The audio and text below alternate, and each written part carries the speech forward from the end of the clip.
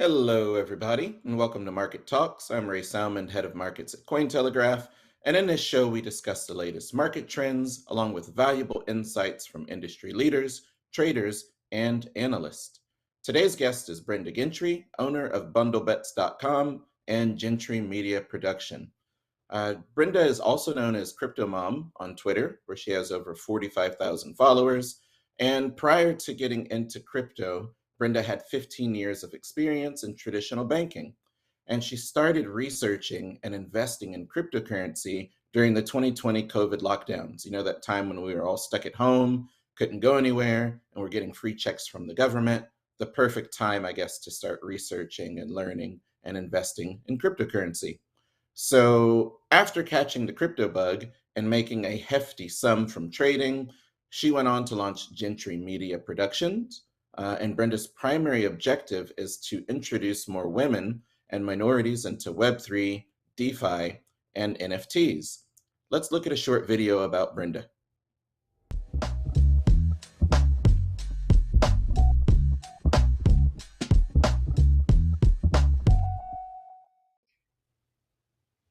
Hello, Brenda. How are you? I'm great. Thank you for inviting me, Ray. That was a really short video. When you say the short video, you meant really short, huh? Yeah, it was super short. I think maybe what we should start doing is all the read in where I read in the intro, maybe start Mhm. making that part of the video. But I don't know. It was quite Actually, short. that was So actually cool. I was just being funny about it. it gives us more time to talk about other things, right? Correct, correct, correct. So Thanks for how are having me things on. going? Oh, thanks for showing up. We appreciate you making the time to come on. Things are So how going are well. things going and how's this Things year are treating going you? well. The Sorry, we got a market is little lag calm. here. Yeah, there is a little lag. I feel. Yeah, I hear that. So yeah, the market is calm. We're past that FTX drama for now. I mean, that had scared off a lot of investors. A lot of retail investors were like, I mean, it was just 2022 was a very crazy year. So I'm glad we're over that. Um, and the market is starting to pull up, so that's a good thing. How's life been treating you? Um, Very good. When it comes to personal life, amazing. God is good. I can't complain at all. And I hope you have been good as well.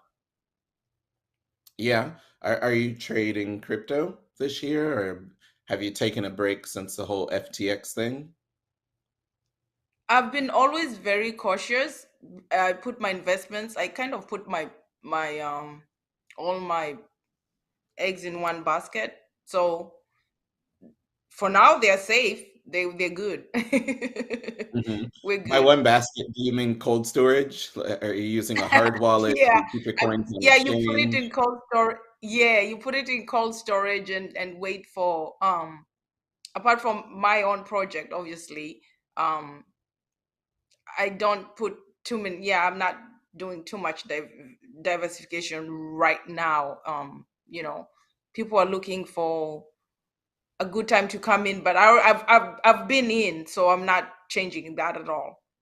Right. So are Mhm. you saying that right now, you basically haven't changed your portfolio at all? Whatever you bought previously, you're just holding on to it in a cold wallet? Or are you saying that you've exited crypto and you're mainly in like stable coins? What's your approach during this kind of market volatility that we're seeing? That is actually a good question. At this point, I mean, since last year, I personally had my money in a stable coin, and that's where most of it has been sitting, and I've actually been using most of it to pay my team or to pay my developers, because as we know, we're not, people are not going to be people are not going to be giving money easily during this kind of market. So as like most founders, you have to go out of pocket. So that's what's been happening. Yeah.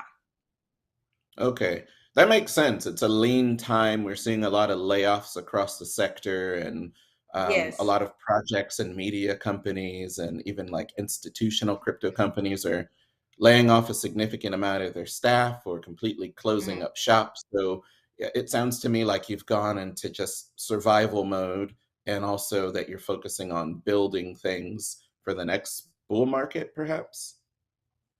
Yes, and it's people are actually waiting for it next year, and I don't want to speculate right now. There's so many Black Swan events, Ray, that took place last year that everybody is so cautious. So it's going to be hard to say when, but you can see the signs like this morning I was reading BlackRock is building in the metaverse. The Silo founder is coming up with, they're always coming up with new technology in the DeFi or refi space. So people are building, they're just waiting for the right time to go in. And I think once Bitcoin breaks 30,000, I'm thinking people will feel a little bit more comfortable coming back. Yeah, I It's a, feel it's the a very same way. volatile investment.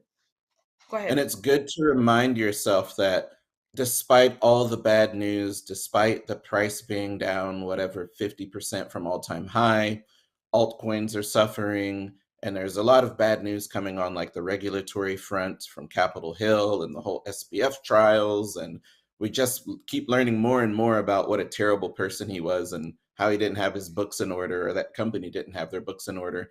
But beyond that bad news, it's good to remind yourself of all this infrastructure that's being built by serious investors and Hmm. businesses within and outside the crypto space. And that's kind of a sign, isn't it? Like when you build a road, it's intended to host cars and people and allow them to go somewhere safely. So I like that Yeah. you've reminded us to focus on the positives.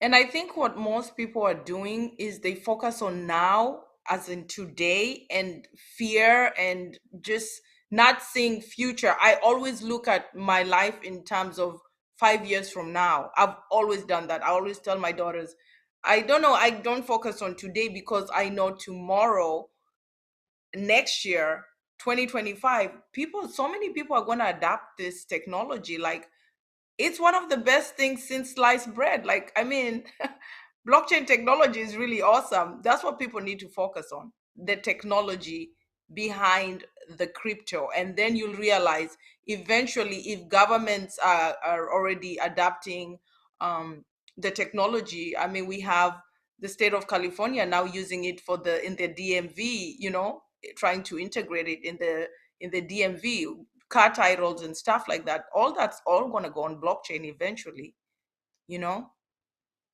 So that's Yeah, what's most yeah. significant. Hmm. Well, a recent report from the Bank of International Statements found that the median retail investor has lost 50% of their Bitcoin investment in the last 7 years. That's really Wow. surprising to me, but in a way, it also Wow. makes sense.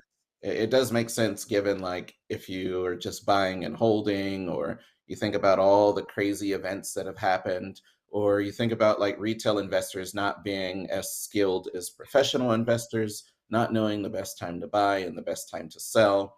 It makes sense that people would take a loss. But what are your thoughts on this? And given your background in finance, what are some ways that crypto investors can avoid becoming a part of that statistic?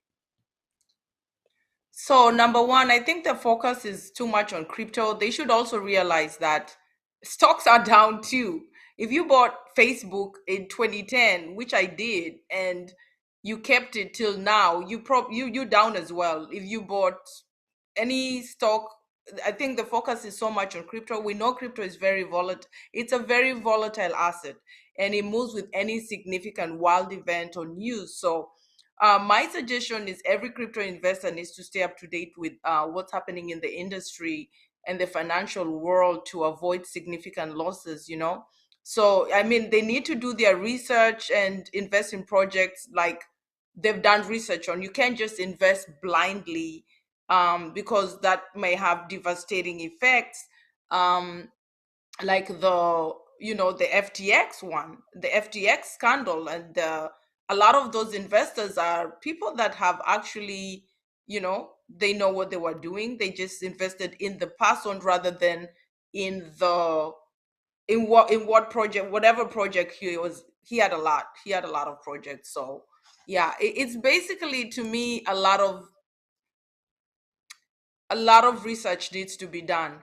Don't invest with emotion. That's the thing. If I'm a believer in Bitcoin and I bought some in 2017, Hmm. depending on when I bought, if I bought in December, November, my what I paid for them then is the same as the price now. So I have very little profits. And Bitcoin's meant to be the kind of like only cryptocurrency that you should buy, according to some people. Hmm. It's the safest one. It's the original, right? So there's a lot of research that you can do, but if you have strong convictions about it, then that's the one you're going to go with, right? So why Yeah. is Bitcoin a good investment to you?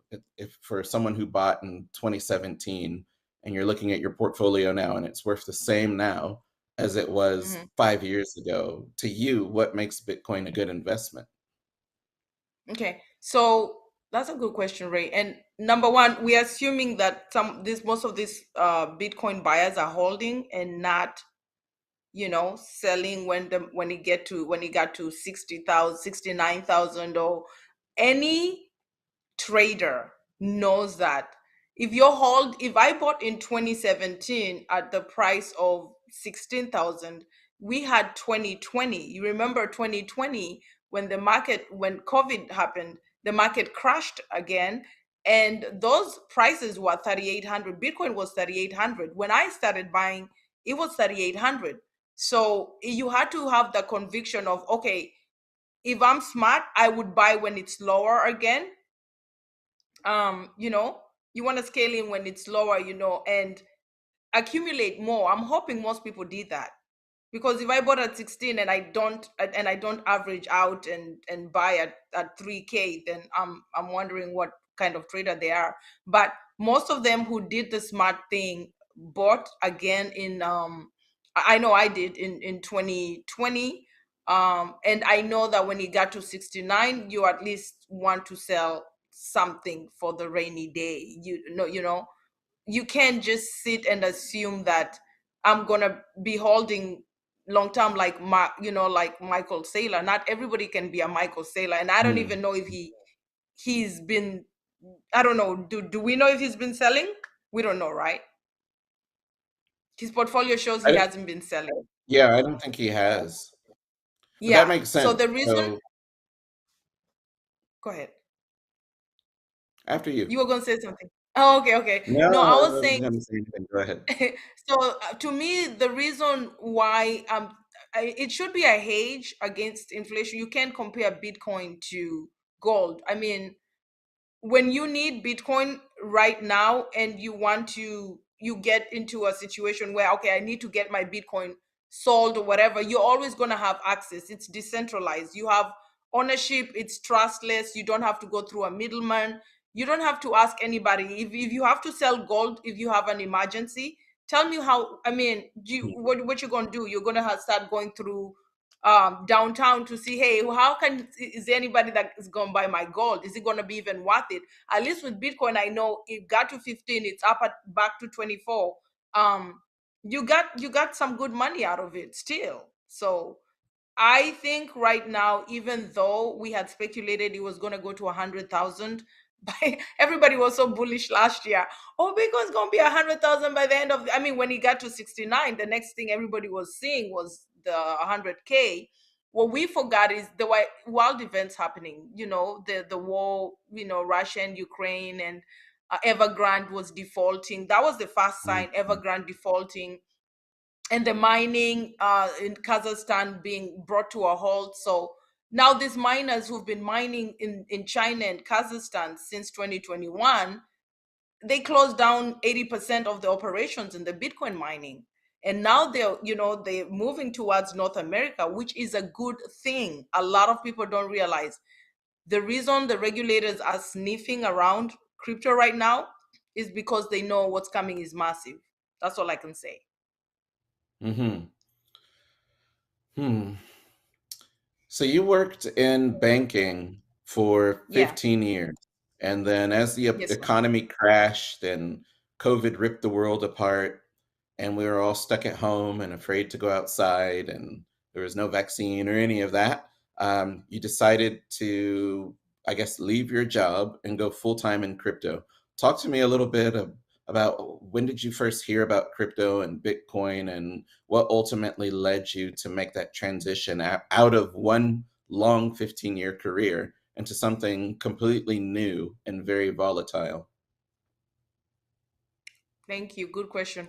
Actually, it was more than 15 years. I Mhm. felt like 20. It was close to 20. But I had been so into being an entrepreneur in 2008. I mean, I was an entrepreneur before, where I did real estate in my own, mortgage company. And I was getting that bug again to be to become an entrepreneur again. And it every time I felt that, I was like, oh, maybe it's not the right time. But because I have my daughters, my oldest daughter, who's now 25, she got involved in blockchain and she loved everything blockchain related. She was, telling me about crypto. She was excited, you see. And when you see a young person, she wasn't, I mean, she had gone to UT Austin to study computer science, and she just did a ton. And she's like, we're not doing computer science. And I'm like, okay, I think you need to go back and finish computer science. And she just didn't like it.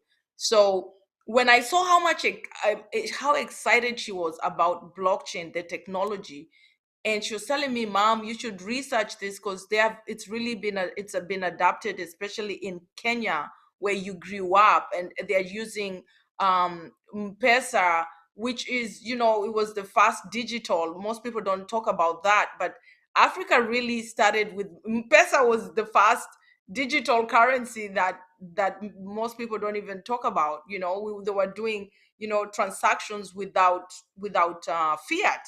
So I got excited about that. And in 2020, I started researching fintech, and I was wondering when banks are gonna catch up. And I'm like, the banking system has been around for obviously over now 100 years, a century.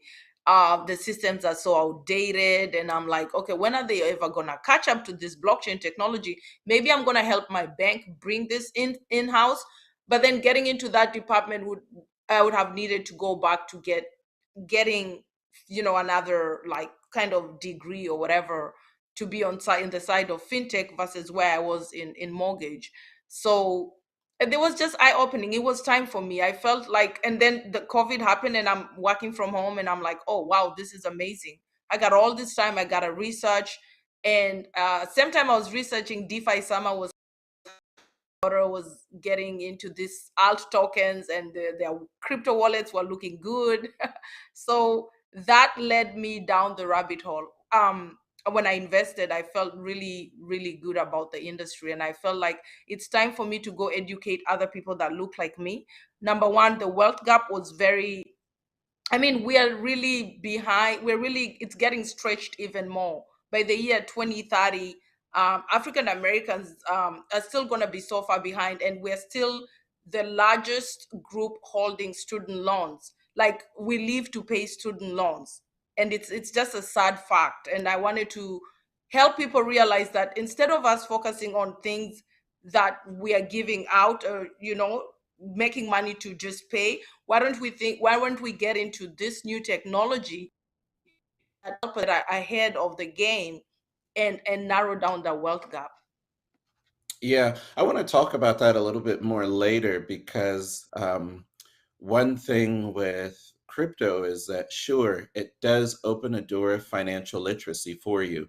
When people are Mhm, interested in Bitcoin, Ethereum, altcoins, so on and so forth, they have to do a ton of research. They have to figure out a way to buy the asset. They have to learn mhm, about going to a marketplace and mhm, setting like a buy order, a sell order. You begin to get a little bit more exposure to financial instruments. And as mhm, a byproduct or as a result of that, you begin to like become more financially literate, right? And that's a mhm, positive. But then when you're pushing retail investors towards investing and taking more control over their own money and making a plan for the future and like trying to build wealth, the issue with crypto is it's really volatile and there's a lot of scams, right? So I always wonder about like kind of not the merits, but just the efficacy of pushing financially illiterate people who are already on the bad side of the wealth gap into crypto because it's so volatile. Maybe they should just look at stocks, certificates of deposit, US treasuries, bonds, um, real estate ETFs, like, or go to school and get a master's degree, things that Mhm. either Mhm. aren't so volatile or have some sort of like tangible value beyond the high volatility of crypto, which can turn your investment from like 100 to zero in a snap, right? So that's something that I do want to explore because I know that's part of what your company does, right? So Yeah. Gentry Media, Yeah. part of your mission is to help people get into Web3 and DeFi, correct? Yeah. So it's marketing and education. So you've said a lot. To just for me, I mean, did you want me to answer that, or was that something you? Feel free to say whatever you want about the topic. Yeah, because I see a lot of news articles. The media is using the same. I mean, they're using the same analogy that we are. It's a lot of financial illiterate people coming into crypto, and that's even messing it up. I mean, messing that wealth gap even more, because you put in 100,000, you lose it today or tomorrow. I'm gonna let you know. I've been through the any investment. I'm one of those mothers who's been savvy enough, who I've invested in real estate, I've invested in stocks, I've invested in Mary Kay, I've done everything you need to do to get ahead. Okay. So I do know the difference of education versus not getting educated. Most of the people that come into crypto come blindly thinking this is a gold mine. I'm just gonna throw my money in here and it's gonna give me 10x return, 100x or whatever. That's not what you should do. When I got in the space, I took time to research the space. I have to tell you, I know there's scammers. I haven't been scammed. Now I had my bridge, I mean, for the project. That was the developer, it was a developer error. That caused our bridge to get hacked. That's a different issue versus me saying, okay, I put money in this token and I got ragged. I've never been ragged. Now I've sent money to someone that I thought was the person that I was intended to, and it wasn't. So those are things you do and you learn.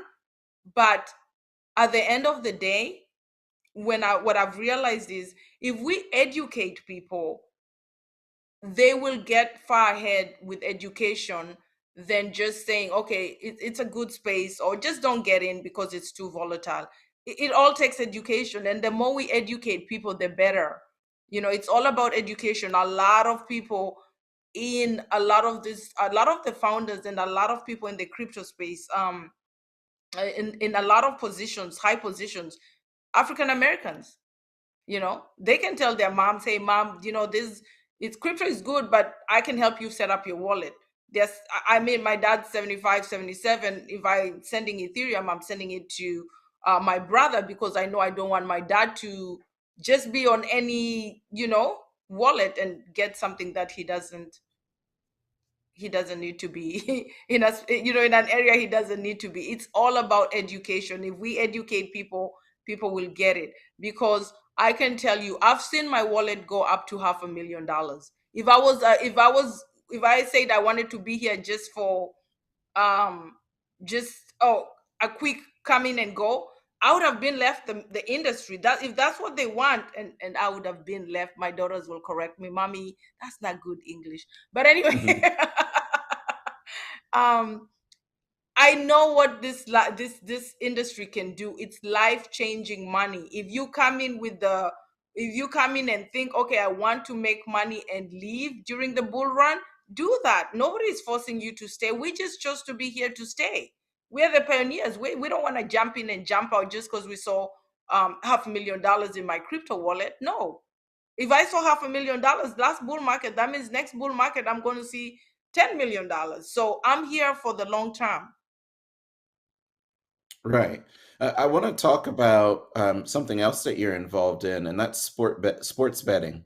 So sports Yes. betting, all the rage now. Every day I watch basketball and football. Football season's over now, but every day I'm watching some sort of sports or sports news, and I'm literally inundated with commercials for Kings, DraftKings, BetMGM, and there's like 10 other companies.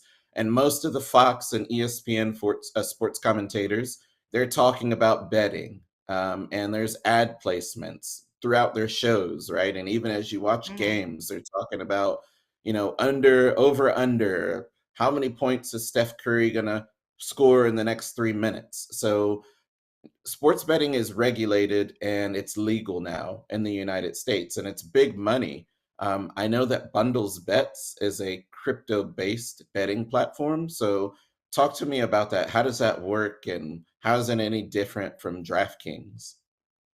So I'm actually so excited that you asked me that, because that's everything I do when I wake up. Is bundles bets. So BundlesBets is actually the fast, decentralized sports betting platform, licensed in the fast 5 states in the U. I mean, we're licensed in the US. We rolled out in 5, and we're going to be rolling out another 5 in the next, I would say, 3 to 6 months. We're also looking to roll out in Europe. Now, the reason I'm excited is because it's a very open field. The Web3 projects in sports betting right now are not anything that I would consider competition. You know what I'm saying? So we do have stake.com, but they're not licensed in the States. They're licensed in Curacao. A lot of the sports betting platforms that have been around or that are making waves are mostly Web 2 projects. Now, we do know that with Web 2, you don't get instant payout. There's you don't know what's going on behind the scenes. You don't know now. Blockchain makes it to where you can view your transaction. Everything is shown on the blockchain. So the fact that the US has made it that it can be regulated, and a lot of the states are rolling that out, most Web 2 projects will be running into Web 3 because of the technology behind it. So it's a very exciting industry. And I think because we are very early, we're going to capture a good piece of the pie. And that's why I'm really passionate about what I'm doing in this field.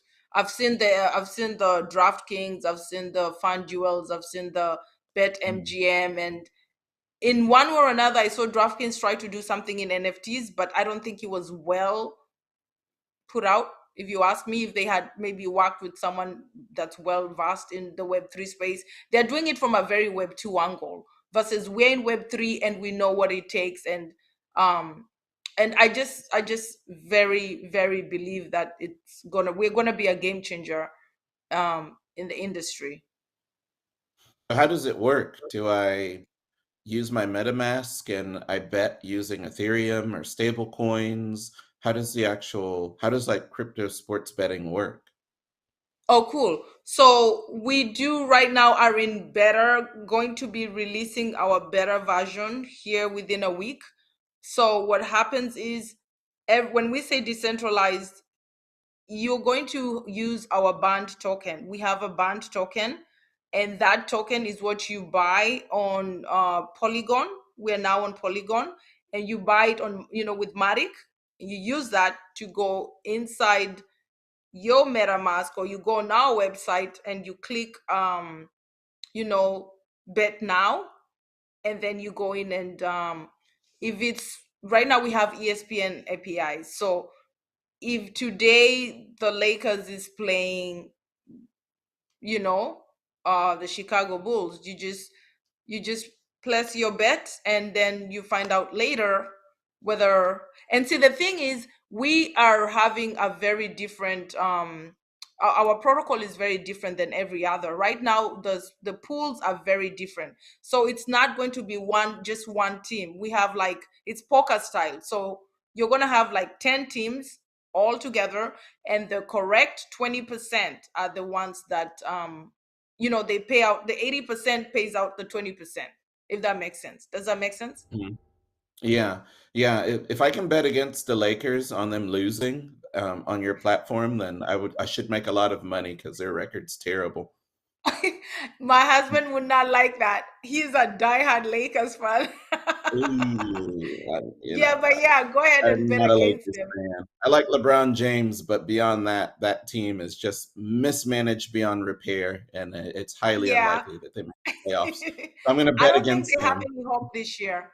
I don't think they're gonna. Yeah, I don't know. Maybe the top 10. I don't know. Are they? I haven't checked since no, they're last week. like not even, they're like 13th. So they need to win the next 8 games in a row to even get into the play-in to try to get into the playoffs. So I don't see much hope for them. They need to get rid of Anthony Davis and Oh, LeBron they're and holding use tight that onto Anthony capital to build Davis. a new I don't team. think they want to give up. They're not gonna give him up. AD, they should. He hardly plays.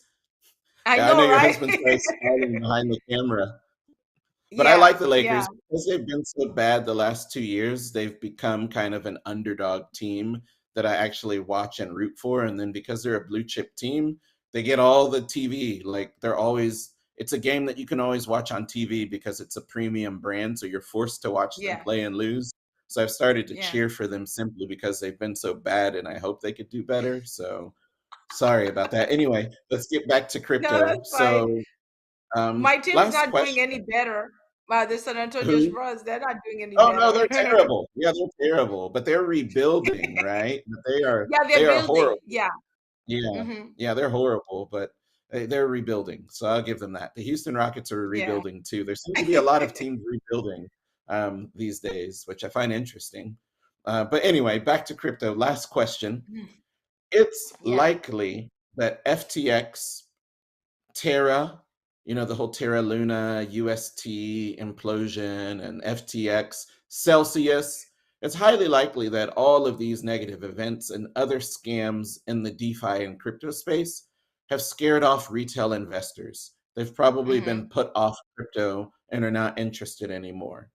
But for people that are mildly interested, but still generally skeptical about cryptocurrency, what type of things do you think they need to hear and see happening to lure them back into crypto? They need to see Bitcoin get up to 40,000. Anyway, no, So what is needs to dropping be, to 15 and going back to almost 30, that's not enough for them, right? Because they're still going to look no, at no, that's not 70. going to be Like, enough. no. So No, what's it going to because take to bring people back into crypto, in your opinion? so people need to, in my space, what I do is education. I talk about education. I talk about the, if you notice, I don't know if you follow me on Twitter, but I don't tweet events that are like making our space look bad. I prefer to stay positive. People need to get educated about crypto investing, how to ways to reduce exposure to scams, and how to minimize their risk of losses. So strengthening, like if security is being worked on, and in the space, I tweet stuff like that. I let people know, hey, this project or this protocol strengthening of security and accountability, with certain projects. And even now I've seen that Binance works with enforcement, taking proper action on scammers. And we do have, I don't know if you follow Zach XBT. We do have some people that just decide, hey, they're going to be detectives, they're going to clean out the space, they're going to call out scam projects, and things like that. I love to showcase and retweet and champion those people for transparency, because we need that kind of transparency for innovation to grow. We need it. And after what happened last year, I think people realize we took out some of the gatekeepers. Not we took out, the market took them out, events took them out. There were some people who are just gatekeepers. I think FTX was one of them. um in that, if you wanted to, like, when I was going through my funding process, I mean, not funding, VC process, applying, and I'm still in the process actually. um a lot of the VCs were telling me, oh, you're building a sports betting platform, but SBF is doing the same thing, and how will you compete with SBF? Well, guess what? SBF ain't here no more. He's gone. Like, I don't even know what his platform turned out to be, real crappy. So if I listened to people who are trying to, or to investors who are just setting money aside for a certain person or a certain person, those gatekeepers are not there anymore. The Duquans, the Terra, all of those people, market remove them. So people should be actually more bullish about that, you know, that there was some clean out that happened. Hmm. Basically, do your own research, stay ambitious, and don't doubt yourself, right? Like, don't bet against yourself. That sounds like what you're saying. Yeah, to me, doing research, stay around people who are like-minded and are doing the right thing in the space, you'll be surprised. A lot of, when I got in 2020, I could swear some founders would have lasted today. They're not there anymore. I'm like, wow. My daughter and I were just talking, we're like, oh man, remember that one project it was the best thing in crypto, and the founder was this and that. Guess what? They ragged. And then another one, oh, this and this project, the founder was this and this. Then guess what? So the bear market cleaned the space out. If people were here for the wrong reasons, they're not here anymore. So researching projects, there are some people who've been, who are stick to itness. Like, I got stick to itness, man. My bridge got hacked, but I'm not giving up. I'm gonna be here until my grandkids can at least say, hey, when I get grandkids, I mean, I don't have yet. My mom was one of the people that stuck around after that brutal bear market of 2022, and look what BundlesBets is doing. Look what Gentry Media is doing. So I'm very, very excited about that. So yeah, you're right. Do your own research, bet on yourself, do what you got to do to hang in there, and wait for the good rides happen again. Right, right. I appreciate your energy and your positivity, and thank you for coming on today. Thank That you. pretty much wraps it up. So I agree with most of everything you said, that you just have to stay hungry, stay focused, stay educated, keep your energy positive, and don't let the bad news or any doubters dissuade you from your mission. So Brenda, I want to thank you so much for coming on to the show. If people want to hear from you or follow your insights, what's the best place for them to find you? I'm mostly on Twitter at Miss Cryptomom One. So I spend most of my time on Twitter. But because I've been building, and because we're working on getting our platform up and running, um, I haven't been on Twitter as much as I want to be. But when need be, I am on Twitter. But yeah, that's where Okay. they And can your catch me. DMs are open, right? Oh yeah, they are. Yes. All right, And I'm folks. So very you old heard it. school. Huh? I was just saying your DMs are open so people can find you there if they want to ask any questions or follow you. Yes, yes. I'm old school. My daughters say, Mom, you don't have to read every DM. I'm like, I do. I just read and delete. The ones that I have to respond to, I respond to. But yeah, I do go through my DMs. It's gonna take a few more years before I get out of that habit. We just like reading, and even though you don't, you may not respond to every, but at least you're reading and seeing what's in there that's good for you, and what can you Yeah, help keep on someone the with. pulse. Mhm. That's good. Well, thanks for coming on. We appreciate it a lot. And thanks everyone for listening to Markets Talks. Hit subscribe if you enjoyed the show, and you can find us here live each week streaming on Thursdays at 12 p.m. Eastern. Thank you so much. Thank you, Thanks. guys. Bye All bye. right. Bye bye.